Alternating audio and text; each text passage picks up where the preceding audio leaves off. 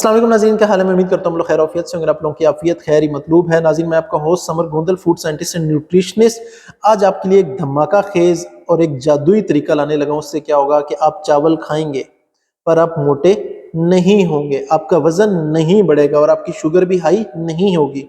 वो चावलों की प्लेट जिन्होंने आपको 240 कैलोरीज देनी थी, वो आपको 120 से भी कम कैलोरीज देंगे और आपके लिए आपकी सेहत जो है बिल्कुल ज़बरदस्त फिट रहेगी और आपका मोटापा दूर दूर से भी नहीं गुजरेगा। तो नाज़रीन, ये रिसर्च जो है, मैं अब आपको वक्त ज़ाया नहीं करता बताता हूँ। ये रिसर्च हुई थी कॉलेज ऑफ केमिकल साइंसेज में, श्रीलंका में।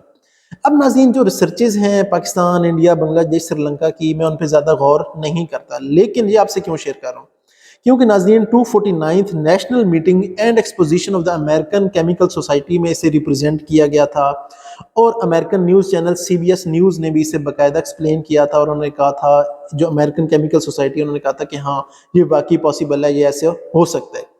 इस वजह से मैं ये आपसे शेयर कर रहा हूँ ताकि आप अगर शुगर के मरीज़ हैं या आप अपना वज़न कम करना चाहते हैं और आपको तमाम न्यूट्रिशन और डाइटिशियन कहते हैं कि आपने चावल नहीं खाने, तो अब आप चावल खा सकते हैं। अच्छा नाज़रीन, इसमें करना क्या, मैं आपको बताता हूँ। नाज़रीन, जो चावल होते हैं ना, चावलों के अंदर दो तरह के कार्बोहाइड्रेट्स होते हैं, एक डाइजेस्टेबल और एक इनडाइजेस्टेबल। डाइजेस्टेबल कौन से होते हैं? जो आपको आसानी से हजम हो जाते हैं, और दूसरे वो कार्ब्स होते हैं जो आपको हजम नहीं होते। कौन से ऐसे कार्ब्स हैं जो आपको हजम नहीं होते, वो भी बताता हूँ। नाज़रीन, जो कार्ब्स हैं वो आपको गोली की तरह एनर्जी देते हैं और आपकी गोली की तरह जो शुगर है हाई हो जाती है, इसीलिए ये वजन बढ़ाते हैं और इन्हें तमाम न्यूट्रिशन डाइटिशियन मना करते हैं। अच्छा नाज़रीन, जो है ना कि जो कार्ब्स हजम नहीं होते वो कौन से हैं? बहुत से ऐसे कार्बोहाइड्रेट हैं, जैसे गंदम के अंदर चोकर है, वो हजम नहीं होता। इसबगोल है, वो आपको हजम नहीं होता। तो इस तरह ही थोड़ी सी मिकदार में कार्ब्स मौजूद होते हैं चावलों में जो हजम नहीं होते। तो अब हमने करना क्या है नाज़रीन, हमने करना ये है कि अगर आपके पास आधा कप चावल हैं जो आपने बॉयल करने हैं, तो आपने एक छोटी चम्मच, चाय का चम्मच जो है, वो नारियल का तेल ले लेना है। आपने पानी में डाल लेना है नारियल का तेल, और वो जब उबलना शुरू हो जाए तो अब आपने क्या करना है कि वो चावल इसमें डाल देने हैं। आपने अब कम अज कम 20 से 25 मिनट के लिए इन्हें अच्छी तरह बॉयल करना है। अगर आप अच्छी तरह बॉयल नहीं करना चाहते, धीमी आंच पे हल्का हल्का बॉयल करना है, तो फिर आपको 40 मिनट तक बॉयल करना पड़ेगा।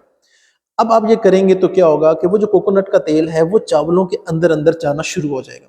जब ये चावल बॉयल हो जाएंगे, आपने इन्हें निकाल लेना है, बाहर रख देना है, पानी को नितार के आपने ज़ाया कर देना है, थोड़ा सा टाइम देना है।